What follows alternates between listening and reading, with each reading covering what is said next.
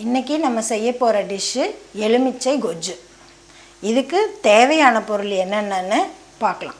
கடலைப்பருப்பு ஒரு 2 டீஸ்பூன், உளுந்தம்பருப்பு ஒரு டீஸ்பூன், சீரகம் ஒரு 1/4 டீஸ்பூன், வெந்தயம் சும்மா கொஞ்சோண்டு இருந்தால் போதும், கொஞ்சமாக ஒரு 1/4 டீஸ்பூன் அளவு கொத்தமல்லி, வர கொத்தமல்லி, ஒரு எலுமிச்சங்காய் சைஸு புளி, வெல்லம் ஒரு சின்னதாக, பெருங்காயம் கொஞ்சோண்டு.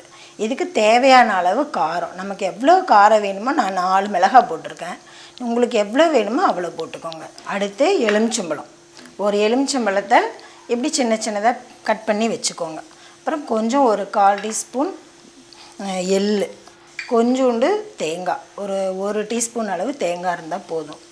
கடுகு, தாளிக்கிறதுக்கு தேவையான அளவு கடுகு, தேவையான அளவு உப்பு.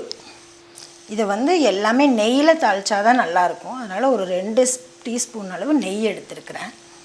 இதுக்கு தேவையான அளவு கருவேப்பிலை. ஃபஸ்ட்டு வாணலியில் கொஞ்சம் நெய் போட்டுக்கிட்டாலும் போட்டுக்கலாம், இல்லைன்னா கொஞ்சமாக வறுக்கிறதுக்கு தக்கன எண்ணெய், ஆயில் போட்டுக்கிட்டு இப்போ நான் சொன்ன பொருள் எல்லாத்தையுமே ஒட்டாவே போட்டுக்கலாங்க, தனித்தனியாக போடணுன்றதே கிடையாது. கடலைப்பருப்பு,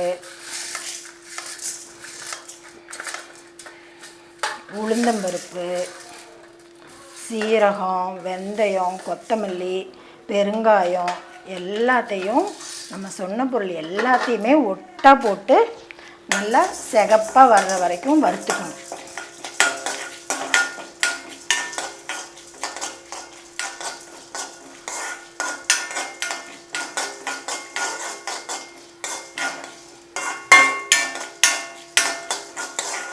நல்லா சிகப்பாக வர்ற வரைக்கும் நல்லா வறுத்துக்கோங்க.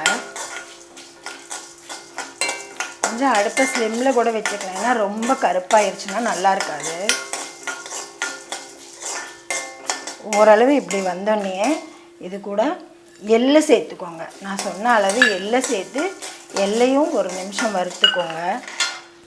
அப்புறம் மிளகாய் ரொம்ப கருப்பாயிருச்சுன்னா நல்லா இருக்காது, அதனால் மிளகாவை அப்புறம் கூட போட்டு வறுத்துக்கோங்க.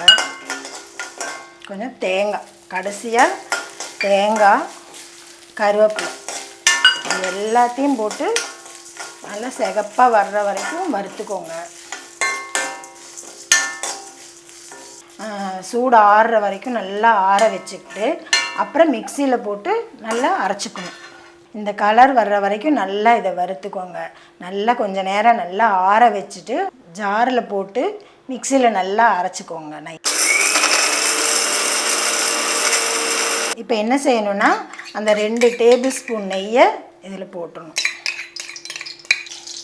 நெய் இல்லைன்னா எண்ணெய் கூட போட்டுக்கலாம், நெய் போட்டால் கொஞ்சம் நல்லா டேஸ்ட்டாக வரும், அதுக்காக போடுறது. இப்போ எண்ணெய் நல்லா காஞ்சோன்னே தேவையான அளவு கடுகு போட்டுட்டு கருவேப்பிலை போட்டுட்டு இந்த நம்ம கட் பண்ணி வச்சுருக்கிற எலுமிச்சம்பழத்தை இதில் போட்டு நல்லா வதக்கணும். இந்த அடுப்பை ஸ்லிம்மில் கூட வச்சுக்கோங்க.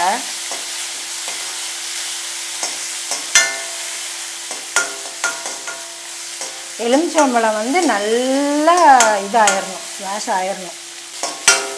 அந்த எசன்ஸ் எல்லாமே அந்த இதில் இறங்குற மாதிரி நல்லா வதக்கிக்கோங்க. இதில் தாங்க எலுமிச்சம்பழத்தை நல்லா இது மாதிரி வதக்கிக்கணும். நல்லா இதாகிடுச்சு பார்த்தீங்களா, அது மாதிரி வதக்கிட்டு அடுப்பை ஆஃப் பண்ணிவிடுங்க. வேறு ஒரு பாத்திரத்தை எடுத்துக்கோங்க, பெரிய பாத்திரமாக எடுத்துக்கிட்டு நம்ம புளியை ஊற வச்சு அந்த புளி கரைசலை நல்லா வடிகட்டி எடுத்து வச்சுருக்குறோம். இப்போ என்ன பண்ணணும்னா, இந்த பாத்திரத்தில் ஊற்றிக்கணும். இந்த புளி பச்சையாகவே ஊற்றினா போதுங்க, இதை நல்லா அடுப்பில் வச்சு கொதிக்க வைக்கணுன்றதில்ல. இந்த கொஜ்ஜுக்கு புளி பச்சையாக தான் இருக்கணும், அப்போ தான் இதுக்கு நல்ல டேஸ்ட் கொடுக்கும், நல்லாவும் இருக்கும். இது கூட வேறு என்ன நம்ம போடுறோம் அப்படின்னா, தேவையான அளவு உப்பு, நமக்கு உப்பு எவ்வளோ வேணுமோ அவ்வளோ போட்டுக்கலாம். தேவையான அளவு உப்பு போட்டுட்டு இந்த எலுமிச்சம்பழத்தை நல்லா வதக்கி வச்சுருக்குறோம்ல, இந்த எலுமிச்சம்பழத்தை இதில் போட்டுறோம். இந்த எலுமிச்சம்பழத்தை இதில் போட்டுட்டு நம்ம இப்போ மறுபடியும் என்ன செய்யறோம்னா, நம்ம அரைச்சி வச்சுருக்கிறோம்னா அந்த மசாலா, அதை இது கூட மிக்ஸ் பண்ணிக்கணும்.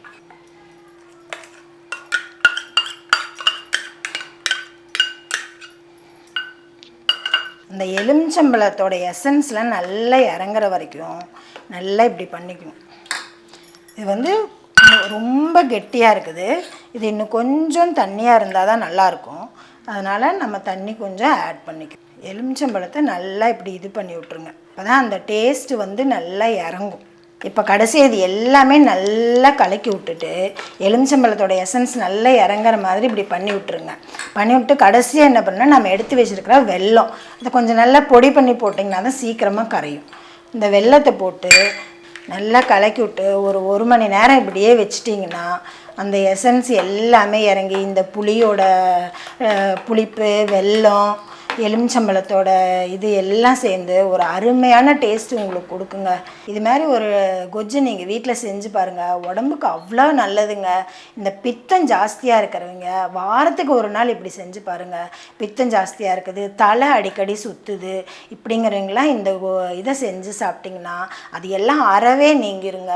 இந்த வீடியோ உங்களுக்கு பிடிச்சிருந்தா மறக்காமல் சன்னதி சேனலை சப்ஸ்கிரைப் பண்ணுங்கள், லைக் பண்ணுங்கள், ஷேர் பண்ணுங்கள், கமெண்ட் பண்ணுங்கள். மறக்காமல் பெல் பட்டனை கிளிக் பண்ணுங்கள். தேங்க்யூ.